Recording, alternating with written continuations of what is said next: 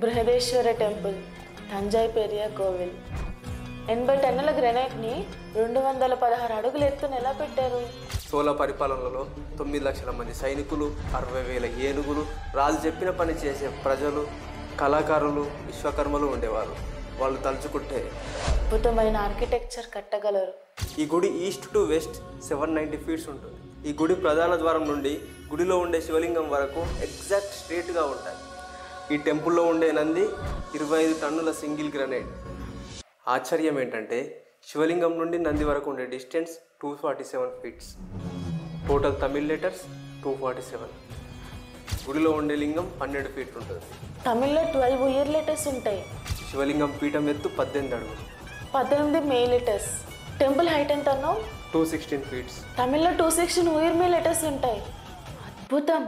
అంతా సరే కానీ గుడిపై విమాన గోపురం ఎలా పెట్టారు? పిరమిడికల్ షేప్లో ఉండే ఈ గుడిని నిర్మించడానికి ఫస్ట్ స్టెప్ రాయిపై ఆర్ట్ని చెక్కి రాయి లాక్ చేస్తూ ఒక రౌండ్ కంప్లీట్ చేశారు. ఇప్పుడు సెకండ్ రౌండ్ కంప్లీట్ చేయాలంటే హైట్ కావాలి. అంత హైట్ లేపే మనుషులు కావాలి. ఇక్కడ ఫస్ట్ స్టెప్ పూర్తి అవ్వగానే చుట్టూ మట్టి వేశారు.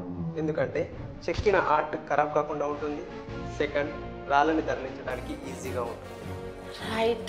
ఇప్పుడు అన్ని రాళ్ళని లాక్ చేసే ఒక సెంటర్ పాయింట్ గోపురం కావాలి.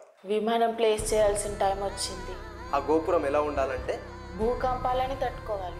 80 టన్నుల గ్రానైట్ చుట్టూ వేసిన మట్టి ద్వారా చేసిన రస్తాలో ఏనుగుల సహాయంతో రాయిని పైకి తెచ్చారు. ఏనుగులతో? ఒక ఏనుగు 2 టన్నుల బరువుని మోయగలదు. అలా 40 ఏనుగులు, మనుషులు కలిస్తే రాయిని ఈజీగా తరలించవచ్చు. అలా పైకి తెచ్చిన రాయిని గోపురంగా మార్చి ప్లేస్ చేశారు. ఓం నమః శివాయ.